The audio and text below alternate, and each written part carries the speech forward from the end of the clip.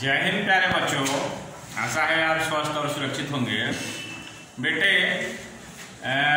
हम हिंदी व्याकरण में रस पढ़ रहे थे और रस के अंतर्गत हमने पिछली कक्षा में श्रृंगार रस के विषय में जाना था। आज हम हास्य रस के विषय में जानेंगे। हास्य इस शब्द को जब मैं कह रहा हूँ तो आप समझ गए होंगे कि इस रस में भी किस प्रकार की बातें होंगी जिससे मन में विनोद का भाव उत्पन्न हो, मन में मनोरंजन या हंसी मजाक जैसी बातें उत्पन्न हो, वहाँ हास्य रस हो जाता है।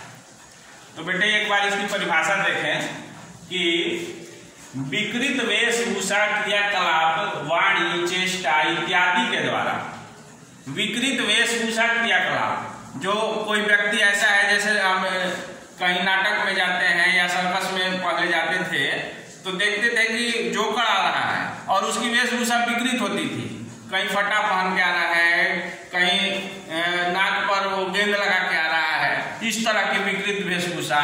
उसके क्रियाकलाप भी उस तरह के थे, गिर रहा था, खड़ा हो रहा है, भाग रहा है, पता नहीं, माने हर एक समय में कुछ भी उसका पता नहीं रहता कि वो किस तरह का क्या कार्य करेगा।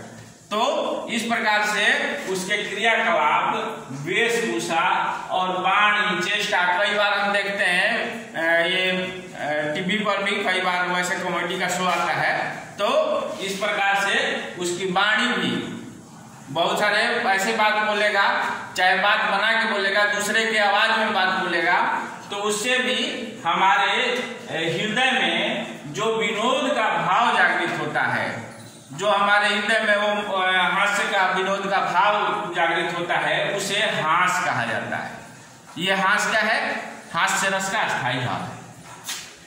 यही हास्य जो अस्थायी भाव है, विभाव, अनुभाव तथा संचारी भाव के से पुष्ट होकर हास्य रस में परिणत हो जाता है। तो इस प्रकार से हम हास्य रस की परिभाषा यहाँ समझ गए हैं कि किसे कहते हैं। अब अस्थायी भाव परीक्षा में इंपॉर्टेंट है ये कि अस्थायी भाव क्या होगा, तो हास्य रस का अस्थायी भाव हास होगा।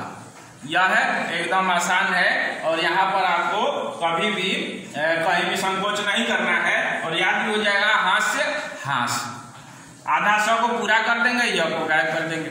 तो हास्य रस का अस्थायी भाव हास होगा। आलंबन, आलंबन क्या है भाई? कोई आ रहा है, उसकी विकृत वेशभूषा है, उसकी चेष्टा विकृत है, उस तरह से कैसे वो क्रियाकलाप कर रहा है, ये सब आलंबन है, जिसको देख के हमें हंसी आ जाए। उद्दीपन, आलंबन की अनोखी आकृति, बातचीत, वो बातचीत जैसे करता है, उसकी आकृति जैसे है, ये सारी बातें उद्दीपन का कार्य करती है, उसको और हास्य की भावना को और बढ़ाने का कार्य करती है।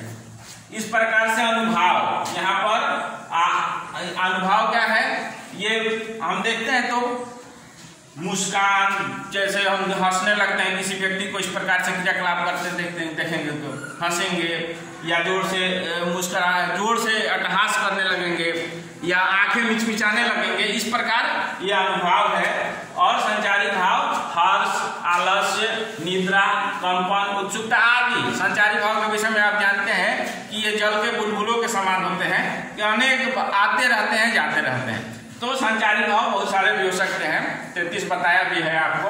तो इस प्रकार से इसके उदाहरण देख लें एक बार। एक उदाहरण यहाँ देखें। हाथी जैसा देह, गेंडे जैसी चाल, तरबूज जैसी खोपड़ी, खरबूजे से गाल। अब इसका आप अगर सोच रहे हैं इसके बारे में तो जरूर इसमें हास्य विनोद का ये आपके हृदय में भाव जरूर उत्पन्न होगा। तो यह पहला उदाहरण है और इस प्रकार के उदाहरण आएंगे तो स्पष्ट रूप से कह दीजिएगा कि ये हास्य रस के उदाहरण है। दूसरा है, बुरे समय को देखकर गंजे तू क्यों रोए, किसी भी हाल में तेरा बाल न बाका होए। तो इसका भी अर्थ जब आप समझ रहे हैं तो आपको हंसी तो जरूर आएगी। और एक तरह से व्यंग, हिंदी साहित्य में जो व्यंग की कैटेगरी आती है, व्यंग की कोटि आती है गद्य के अंतर्गत, तो वो भी एक हास्य रस का पुट लिए आती है, इसलिए वे सारे हास्य रस के अंतर्गत आएंगे। धन्यवाद बेटे, आशा है आप इस हास्य रस को अच्छी तरह समझ पाए होंगे। धन्यवाद।